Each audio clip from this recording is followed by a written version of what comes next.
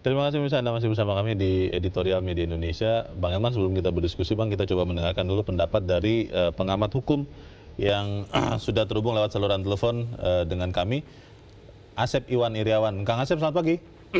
Selamat pagi Mario, selamat pagi Bang Helmat. Selamat pagi, sehat-sehat semua ya Kang Asep ya? Ya mudah-mudahan kita doakan kesehatan untuk semuanya. Amin. Alhamdulillah. Kang Asep, kita melihat beberapa waktu ini sudah sekian ribu orang yang mudik. Meskipun pemerintah, baik pusat maupun daerah, sudah meminta untuk saat ini tidak mudik dulu karena ada COVID-19 ini. Nah, sebetulnya ada tidak upaya paksa yang bisa dilakukan untuk menghambat sementara orang-orang yang ya memang tetap mudik saja tahun ini? Bagaimana, Kang? Ya, jadi kita bersyukur ada Undang-Undang 6 2018 ya tentang karantina darurat itu kan. Dijelasin ada karantina rumah sakit sampai pembatasan sosial. Di situ ada sanksi pidananya, tepatnya pasal 90 sampai 95. Artinya orang harus patuh. Ketika undang-undang merintahkan Anda harus di rumah sakit, ya, harus di wilayah pembatas wilayah atau nanti ada pembatasan sosial. Nah, hukum ini akan tegas karena dua hal. Karena politik hukum hukumnya pemerintah sudah punya aturan, ya, dengan segala undang-undang, himbauan, maklumat dan sebagainya. Yang kedua, tinggal kesadaran hukum masyarakat. Iya. Sekarang masyarakat mau sadar nggak? Karena undang-undang tadi dilahirkan tadi, ya untuk apa? Untuk melindungi seluruh masyarakat dari kedaruratan kesehatan. Ya, itu bagus sekali konsiderannya, sangat bagus sekali dibuat jadi konsideran undang-undang karantina itu ya. Baik. Yang kedua, nah kita kan mengenal di hukum itu ada legal justice, social justice, ya, dan moral justice. Iya. Hukum legal justice sudah kepastian aturan tadi dalam bentuk undang-undang tadi, dalam bentuk maklumat, dalam bentuk himbauan. Nah sekarang tinggal masyarakat, nah demi kepentingan sosial, demi kepentingan moral. Jadi kalau ada masyarakat dan tidak mentaati aturan himbauan maklumat, berarti orang itu tidak bermoral, tidak mau bermasyarakat. Ya, ini kan penularan. Artinya apa? Kita kan tidak mungkin memaksakan mereka harus proses di pidana, pengadilannya juga sekarang sibuk sidang juga daring juga kan kekhawatiran lebih tinggi. Nah kembali sekarang ketika pemerintah sudah ada aturannya, sudah ada politik hukumnya, kembali. Apakah masyarakat punya moral justice enggak gitu? Kang Asep, kalau misalnya ada pemerintah daerah yang mengikuti arahan dari pemerintah pusat dan mereka mengembalikan misalnya begitu ya orang yang sudah mudik dari Jabodetabek ke daerahnya, itu melanggar hukum tidak? Sekali lagi, tadi kan kita ada pembatasan dari mulai pembatasan rumah sakit, pembatasan sosial. Jadi kalau orang itu dia harus di rumah sakit, harus di wilayahnya, orang dikembalikan ya boleh, karena orang itu harus bertahan di tempatnya, karena itu undang-undang itu mengatur itu. Ya. Jadi orang-orang itu sekali lagi ya, aturan hukum sudah jelas, orang itu karantina tadi di 4 jenis karantina tadi menentukan yang bersangkutan harus tetap berada yang ditentukan masing-masing tadi. Jadi ketika orang tadi tentang alasan mudik atau alasan sekarang kita memahami lah ya, pekerja harian, kebutuhan sosial, nah tinggal bagaimana sekarang pemerintah yang dimana dia bekerja bertahan di Jakarta, yang menanggulangi BLT lah kan pemerintah mau memberikan tanggulangan lah, kecamatan, melalui lurah, nah itulah istilahnya dikasih BLT lah selama mungkin 2 bulan ini atau ya berapa sampai darurat dinyatakan tidak ada itu ya mereka dapat bantuan gitu. Harus dinyatakan dulu tidak kita dalam darurat sipil baru undang-undang nomor 6 2018 itu bisa berlaku atau tidak perlu, Kang? Nah, tapi itu yang mengatur ke undang-undang karantinaan tadi ya, satu itu sendiri itu aturan bagaimana membatasi orang-orang tadi. Kalau dengan sipil lain lagi, ini kan perintah konstitusi. Di mana dalam nasional keadaan darurat, presiden selaku panglima tertinggi bisa mengendalikan semua ini. Ya. Artinya apa? Sampai karena gubernur, bupati, wali kota itu kan mereka adalah wakil pemerintah pusat di daerah kan. Nah, segala kebijakan adalah di atas panglima tertinggi. Ya, itu kan terakhir, kita tidak berharap. Karena kalau darurat sipil, apapun yang diperintahkan oleh panglima tertinggi, semua harus tunduk dan patuh. Ya, jadi kalau orang diseret, misalkan, Anda diam di tempat, kalau keluar Anda akan dibubarkan, Anda akan disanksi. Nah, itu akan tetap. Tapi kan kita tidak berharap itu. Kembalikan kepada masyarakat sekarang untuk ya kembali di rumah masing-masing lah. Jaga diri, jaga jarak, jaga hati lah. Terima kasih Kang Asep sudah mencerahkan kami pagi ini. Semoga kita tetap sehat ya. Terima kasih Kang Asep Iwan Iriawan. Selamat pagi. Aturannya sebetulnya sudah jelas Bang Elman. Tapi ada yang mengatakan begini Bang.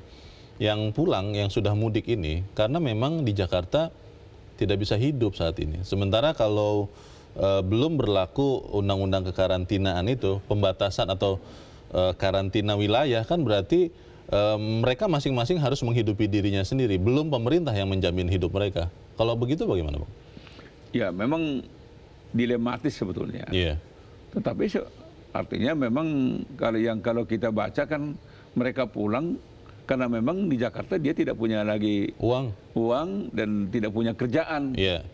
Karena semua udah tutup kan gitu kan. Betul. Nah, dia berharap mungkin dia bisa hidup di desa kan. Bisa pinjam sana sinilah mungkin begitu, Bang. Nah, disinilah sebetulnya kita harapkan kebijakan masing-masing kepala daerah. Itu kan nggak, sebetulnya kan mereka kan tinggal di tracking aja kan, di kantong-kantongnya kan ada kan. Harusnya bisa ya? Harusnya bisa. Kan daerah itu kan punya APBD. Dalam keadaan darurat seperti sekarang ini sebetulnya kan ini kan dalam keadaan bahaya kan. Betul. Kepala daerah itu sebetulnya kan diberi kelonggaran untuk menggunakan APBD itu asal untuk apa? Untuk kepentingan pemberantasan virus corona ini. Asal bisa dipertanggungjawabkan. Asal bisa dipertanggungjawabkan. Sepanjang memang itu digunakan untuk virus corona, kepala daerah bisa. Jadi kepala daerah jangan berlindung, wah ini nanti takut KPK. Tidak begitu. Jangan kaku dengan alokasi yang awal, kondisi normal. Karena keadaan memaksakan.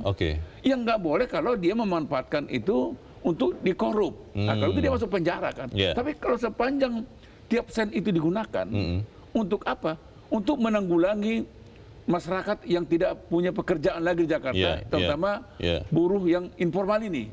Nah, ini kan mereka harus hidup. Kan kita akan menghambat. Tadi kan saya katakan, mereka-mereka ini sebetulnya harus dihambat. Di setiap jalan keluar di Jakarta ini harus ada pos. Di tempat terminal bus, stasiun kereta api. Di perbatasan antara Jakarta dengan Bekasi, Jakarta dengan Banten, Jakarta dengan Depok, Jakarta dengan Bogor, dan sebagainya.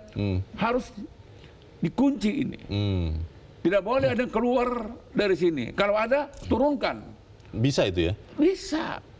Karena gini, hukum itu, hukum kepentingan menyelamatkan nyawa rakyat di atas hukum yang ada. Itu hukum tertinggi. Hukum tertinggi adalah untuk menyelamatkan nyawa rakyat, untuk menyelamatkan negara, menyelamatkan bangsa. Itu hukum tertinggi.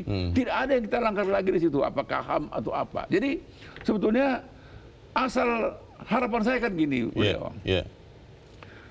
seluruh elemen masyarakat, terutama aparat pemerintah, apakah menteri, apakah kepala gubernur, bupati, wali kota, camat, lurah, semua, termasuk juga pemimpin informal, harus tunduk kepada satu komando. Jadi komandonya harus satu, tidak boleh ada lebih dari satu. Ini kan kalau kita ibaratkan ini perang, rahasia kemenangan pertempuran itu adalah kalau komando itu satu. Sasarannya apa? Menghajar virus corona. Dan seluruh pasukan taat? Harus taat. Kalau ada pasukan yang menerjemahkan yang lain, inilah awal daripada kehancuran. Jadi harapan saya seluruh gubernur, wali kota, bupati, sampai camat, ya juga kalau boleh juga pimpinan parpol, tunduk kepada arahan komando daripada presiden, supaya kita bisa mengatasi ini. Disinsentif dan insentif tadi yang diusulkan oleh Bang Elman memang sesuatu yang baik. Tetapi pertanyaannya, Bang, apa iya kepala daerah mau memberikan itu? Kita harus jeda dahulu dan pemirsa tetap bersama kami. Editorial Media Indonesia segera kembali.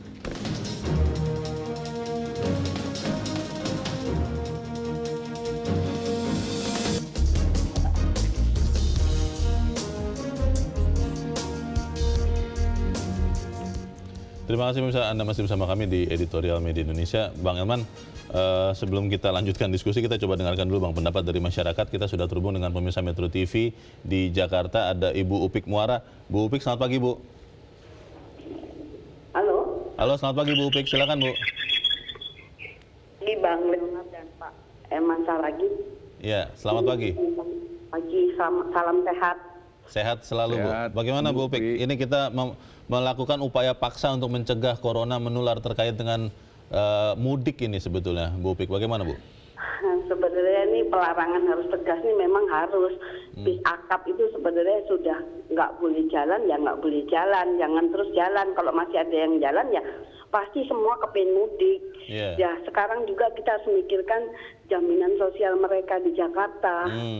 Gitu aja, jadi lingkup Jakarta dulu lah diinikan gitu ya. Siapa yang mau masuk dan keluar Jakarta dulu gitu. Kalau masalah daerah kan mereka sudah ada regulasi dari pemerintah setempat gitu. Jadi di Jakarta ini saya rumahnya dekat terminal Rambutan ya. Jadi saya melihat ini mereka tuh kayak kucing-kucingan, bukan di dalam terminal mereka menyebar mau pulang kampung. Nah yang saya sayangkan ada yang sakit dibawa pulang, seperti itu saya tanya-tanya. Nah seperti ini nih gimana gitu loh. Jadi harusnya benar-benar nih jangan cuma di bibir aja untuk menekan ketegasan ini. Saya lihat juga polisi muter-muter, tidak boleh kerumunan, distancing. Tapi sementara yang pulang kampung itu saya lihat di terminal Rambutan itu mereka menyebar di pinggiran gini, jadi mungkin sudah ada dengan agen dengan selama akap belum ditutup ya orang tetap akan hilir mudik pulang kampung ini. Tapi ya perhatikan juga dana desa itu mungkin kalau ada orang yang biasa informal pulang kampung, dana desa gunakanlah pokoknya untuk ini semua. Baik. Saya sendiri sedang terpapar. Oke, makasih. Terima kasih Ibu Upik di Jakarta. Selamat pagi Bu. Di belakang Ibu Upik ada Pak Arifin di Bandung, Jawa Barat. Pak Arifin, selamat pagi. Selamat pagi. Selamat pagi Pak Arifin. Silakan Pak, bagaimana Pak upaya paksa mencegah corona ini? Wajib. Ya, jadi negara dalam keadaan memaksa, ya kan, itu presiden punya kekuatan hukum untuk menetapkan negara itu dalam keadaan darurat atau tidak. Itu wajib. Itu seharusnya, kalau dalam istilah hukum itu kan dasolen namanya. Tetapi untuk yang seharusnya ini infrastrukturnya kan harus jelas dulu begitu. Ya, kalau kita bicara sosiologi hukum kan, untuk efektif dan efisiennya sebuah keputusan dari presiden itu harus dilihat sarana dan prasarananya begitu. Karena apa? Kalau kita katakan lockdown, wajib pamannya bagi presiden untuk menetapkan itu. Tapi harus ditetapkan juga, ya kan, anggaran bagi lockdown ini. Ini yang tidak pernah dipikirkan oleh orang Indonesia inilah, pemerintahnya lah begitu. Seharusnya kan ada dana abadi penanggulangan bencana. Apakah bencana itu apa? Nah, penanggulangan dana abadi yang harus itu tidak boleh diganggu gugat. Ya, apalah basic need kehidupan setiap orang Indonesia itu berapa? Ya kan? Ya kan? Basic need kali 240 juta kali umpamanya berapa hari mau lockdown? Sebulan, 2 bulan, ya kan? Nah, itu. Jadi itu yang harus dipikirkan baru sarana dan prasarananya ini benar-benar bisa mengatasi itu, sehingga apa yang diperintahkan oleh presiden bisa dilaksanakan dengan kata-kata. Ide yang sangat baik. Terima kasih Pak Arifin di Bandung, Jawa Barat. Di belakang Pak Arifin ada Pak Abdul Muiz di Tangerang, Banten. Pak Abdul Muiz, selamat pagi. Selamat pagi Metro. Selamat pagi Pak Muiz. Silakan Pak, pendapat Anda Pak, singkat ya, tentunya tindakan tegas ini memang harus segera dilakukan ya kepada masyarakat, karena masyarakat Indonesia karakternya itu masih banyak yang ngeyel. Kenapa ngeyel? Kalau berhubungan dengan masalah perut itu pasti ngeyel, ya. Karena sekarang di Jakarta ya dilarang misalkan mudik ke Jawa atau ke daerah tempat-tempat asalnya, tetapi di sini dia nggak dapat kerjaan. Sekarang jualan nggak bisa, mungkin proyek-proyek bangunan dia nggak bisa. Nah di Jakarta dia mau makan apa? Sehingga mereka lebih memilih pulang kampung dibanding dengan di Jakarta. Jakarta nggak dapat pemasukan mereka, lebih baik di kampung mungkin bisa bercocok tanam segala macam. Nah, disinilah fungsi dari pemerintah daerah, baik dari kelurahan, tingkat RT, tingkat RW, Babinsa, yang mengawasi siapa aja yang baru datang ke kampungnya, yang dari zona merah. Nah, bagaimana dia bisa memfilter, isolasi. Ya, jangan sampai nanti ini langsung terjun lagi ke masyarakat, langsung bersosialisasi sama yang lainnya. Ini yang bahaya. Terus juga masukan saya, ya ini kepada pemerintah. ini kan nanti sebentar lagi setelah Idul Ramadan akan ada Idul Fitri. Nah, saran saya kepada pemerintah merubah cuti bersama Idul Fitri dirubah ke Idul Adha. Jadi sehingga libur Idul Adha itu lebih panjang. Jadi mereka masyarakat mudiknya itu di Idul Adha. Karena kan nggak beda jauh jaraknya. Seperti itu. Jadi intinya saya sangat mengharapkan jangan sampai pemerintah pusat itu lebih kalah lebih tegas dibanding pemerintah daerah. Baik. Demikian. Terima kasih Metro. Terima kasih Pak Abdul Muiz di Tangerang, Banten. Selamat pagi Pak. Mereka para pemirsa kita setuju Bang, cuman memang akhirnya kan teknisnya harus diatur seperti apa.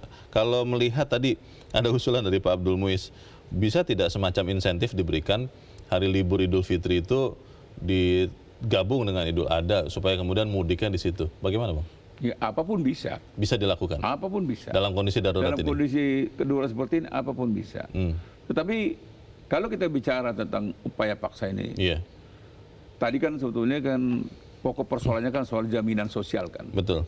Artinya untuk dimakan 3 kali sehari lah. Daripada kita bilang jaminan sosial, untuk makan 3 kali sehari buat mereka yang memang benar-benar tidak dapat uang lagi di Jakarta ini. Nah, di sini sebetulnya kita harapkan keberanian, keuletan daripada kepala daerah. Jadi kepala daerah ini sebetulnya bisa seperti dari awal tadi kan dia gunakan APBD-nya itu sebagian untuk menanggulangi ini kan. Kan tidak semuanya kan. Ini kan hanya karyawan-karyawan yang informal ini kan, angkatan kerja informal ini. Nah, kantong-kantongnya kan mereka sudah tahu di mana kan. Tidak sulit ini.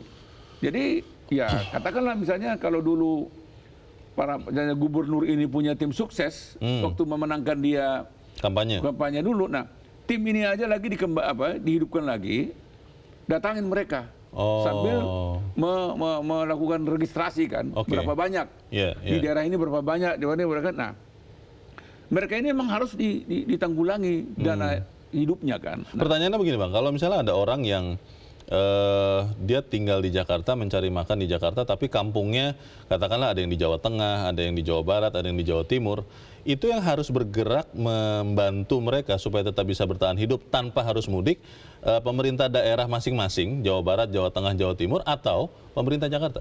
Bisa kolaborasi, tetapi daripada sulit, kita harapkan juga para konglomerat ini ya, konglomerat pengusaha ini yang sudah menikmati banyak juga rezeki dari negeri ini, sekaranglah waktu mereka untuk membantu negara ini. Nah, harapan saya para konglomerat ini konsentrasinya kan di Jakarta aja dulu. Konglomerat ini membantu gubernur Jakarta untuk menanggulangi jaminan sosial mereka, untuk menghidupi mereka. Katakanlah sebulan, sebulan nggak boleh pulang kampung, kan begitu kan? Sambil kita lihat lagi kan. Nah, tapi ketika sebulan itu mereka bisa hidup. Nah, kalau ini sudah dilakukan, maka lakukanlah pos-pos penjagaan. Seluruh pos-pos keluar, perbatasan ini dijaga.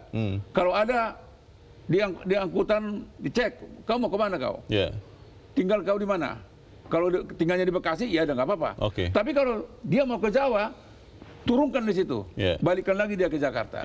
Nah, ini hidup kau. Kau bisa hidup di sini kan. Jadi artinya kita larang, kita hambat mereka, tetapi kita jamin juga hidupnya. Sosial. Pertanyaannya begini Bang, di tataran rencana ini baik sekali, tapi kan kita sering kedodoran, sering kewalahan pada saat harus melaksanakannya. Mungkin karena komunikasi kurang baik atau hal-hal lain. Nanti kita akan bicarakan di bagian berikut, dan pemirsa tetap bersama kami.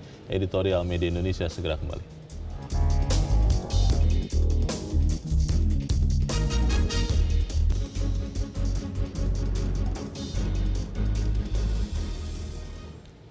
Terima kasih pemirsa, Anda masih bersama kami di Editorial Media Indonesia. Kita di akhir dari diskusi kita pagi ini. Bang Elman, ada ungkapan mengatakan the devil's in details katanya.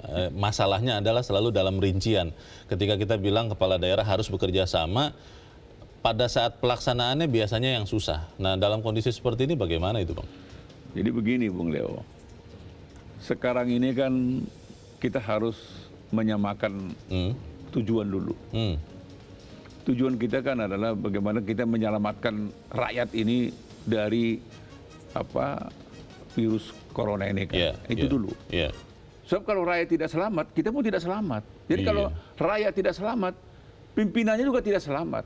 Logikanya kalau rakyat begitu, bisa kena corona, pimpinan juga bisa kena corona. Ini jangan ada yang menganggap mantan-mantan kita gubernur, mantan-mantan kita menteri, mantan-mantan kita bupati, wali kota, pemimpin partai politik tidak akan kena corona. Tidak. Virus ini tidak pilih-pilih. Virus ini tidak pilih-pilih. Makanya kita harus bersatu padu melawan corona ini.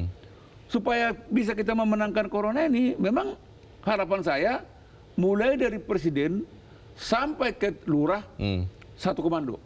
Satu komando. Ya? Jadi kalau presiden bilang sekarang kita perluas pembatasan sosial katanya kan, sampai ke bawah laksanakan. Sekarang kita nggak boleh ada orang yang mudik. Semua gubernur, bupati, wali kota, camat, lurah laksanakan perintah itu. Jadi ini saya mengharapkan sekarang ini jangan ada agenda-agenda terselubung. Iya, katanya begitu Bang, karena pengalaman masa lalu pada saat Pilpres, pada saat Pileg itu masih terbawa sehingga ada beberapa yang mungkin tidak mau sungguh-sungguh melaksanakan arahan itu. Gini Leo, ini corona ini tidak lagi membeda-bedakan menang di Pilpres, kalah di Pilpres, menang di Pilkada, kalah di Pilkada. Mau kau ikut 2024 atau tidak, dia nggak ada urusan. Kalau corona ini mau, kau kena, kau dikenakan. Semoga tidak ya. Nah, semoga tidak. Ini yang harus kita perangi. Jadi oleh karena itu, jangan ada perasaan biar aja presiden. Jangan. Presiden ini harus kita dukung karena presiden ini atas nama rakyat. Presiden tidak akan melindungi diri sendiri. Dia mau melindungi rakyat. Melindungi kita semua. Maka itu jangan ada yang menerjemahkan yang lain. Jadi saya harapkan juga semua elemen masyarakat jangan lagi menyesali kita terlambat ini dan sebagainya. Harus melakukan ini, harus lockdown. Pemerintah sudah bilang tidak ada lockdown. Itu pasti sudah dipikirkan masak itu Bang ya. Efek positif negatif. Jangan kau pikir kau lebih pintar daripada presiden. Itu dia. Saya juga harus menganggap saya tidak lebih pintar daripada presiden. Tapi presiden juga kan tidak juga merasa pintar kan. Dia mendengarkan banyak orang. Dia mendengarkan banyak orang. Maka itu kita dengar presiden. Arahan presiden tidak ada lockdown. Tapi yang ada adalah kita buatkan dalam skala besar pembatasan sosial. Ini harus dilakukan. Larang itu mudik. Nah ini yang harus menjalankan ini masuk presiden. Ya gubernur. Itulah bagiannya dari kepala daerah. Wali kota. Ya camat. Ya lurah. Di sini juga saya harapkan kita bersatu padu. Bang, kalau kemudian setelah kita himbau begini rupa, masih tetap ada yang mudik, masih ada yang naik bis antar kota antar provinsi, itu boleh tidak kemudian ya dipulangkan? Kalau misalnya sudah sampai di tujuannya, di kampungnya, dipulangkan, atau ketika dia baru mau berangkat dari Jakarta, ya diminta turun untuk kembali ke rumahnya? Bahasa hukumnya, tangkap. Langsung ditangkap? Tangkap aja. Kenapa? Kalau dia pulang, yang dia bawa bukan hanya hartanya loh. Yang dia bawa bukan karena dia tidak bisa makan lagi. Dia bawa juga ada virus. Kuman penyakit ya? Bukan tidak mungkin dia membawa virus corona. Nah, kita tidak mau juga orang tuanya terkena virus di sana. Di kampung. Kita tidak mau sanak saudaranya. Sekarang ini kan epicentrumnya di Jakarta. Kalau orang mudik ini tidak dihambat, maka epicentrumnya akan ada di Bandung, ada di Semarang, ada di Surabaya, bahkan juga ada di Makassar, ada di Medan, dan sebagainya. Dan itu bisa lebih berbahaya. Ya? Epicentrumnya di Jakarta, kita isolasi di Jakarta. Kita gempur corona di Jakarta ini. Seluruh kekuatan itu saya katakan. Para konglomerat di mana? Janganlah konglomerat ini terus tetean namanya itu? Ayo kita kumpulin, satukan sumbangan. Jangan, coba kita lihat dulu. Ada nggak konglomerat yang mau menyumbangkan 1 triliun untuk membuat alat untuk alat pelindung diri, untuk ventilator dan sebagainya. Ayo dong. Kan bapak-bapak ini juga sudah menikmati rezeki dari Republik ini. Sekaranglah waktunya berbalas budi kepada Ibu Pertiwi. Semoga itu yang dilaksanakan supaya kita kemudian bisa sama-sama bisa melawan corona ini ya. Terima kasih Bang Elman Saragih sudah hadir di sini Bang. Selamat pagi. Pagi. Pemirsa, apapun alasannya, pulang kampung dalam situasi seperti saat ini pantang dibiarkan. pada konteks itulah kita mendukung sepenuhnya pernyataan Presiden Joko Widodo kemarin yang akan tentang perlunya langkah lebih tegas untuk mencegah masyarakat di Jabodetabek mudik. Mari kita sama-sama jaga keselamatan kita dan kita jaga keselamatan keluarga di kampung yang kita sayangi. Saya Leonard Samosir, terima kasih Anda sudah menyaksikan. Selamat pagi.